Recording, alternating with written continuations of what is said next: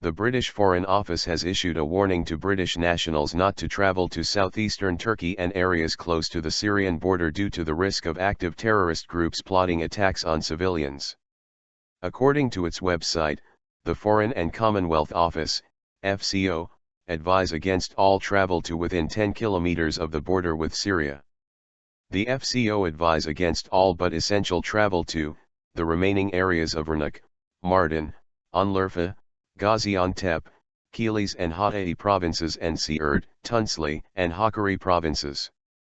Over 2.5 million UK citizens visit Turkey every year, and in 2015 it was expected to be a more popular destination than ever, given that the pound has increased in value by over 16% against the Turkish lira over the last year.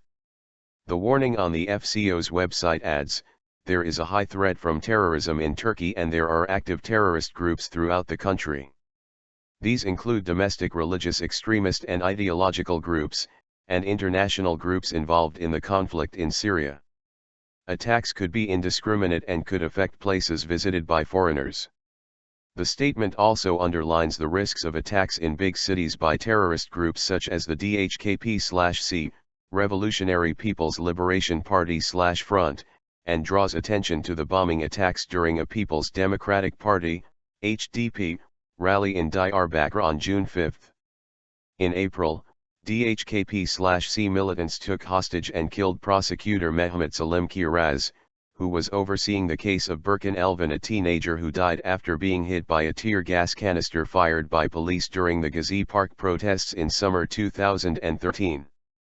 Kiraz was killed after being taken hostage on March 31, sparking discussions of negligence that led to Kiraz's death. After police failed to convince the militants to free Kiraz, they launched a rescue operation during which the militants killed the prosecutor before they themselves were killed. Also in June, at least 3 people were killed and many injured in an explosion at an HDP rally in Diyarbakır just 2 days before the June 7 general election. The blasts occurred 5 minutes apart, just before the party's CO chair Selahattin Demirtas was preparing to address the crowd of tens of thousands in Diyarbakır, the main city in Turkey's predominantly Kurdish southeast. On June 9, 4 people, including the head of a charity close to the Kurdish Islamist Free Cause Party, Hudapar, were killed in Diyarbakır province, raising tensions 2 days after the election, which resulted in a pro-Kurdish party entering parliament for the first time. Aytak Baran, the chairman of the Knowledge, Service, Solidarity and Research Association, Yeni Hayatur, and a member of Hudapar, was shot by assailants on the street while he was going home, news reports said. Baran, 38, died in hospital after the attack. 2 more people were killed in a clash that followed Baran's death, the Interior Ministry said in a statement.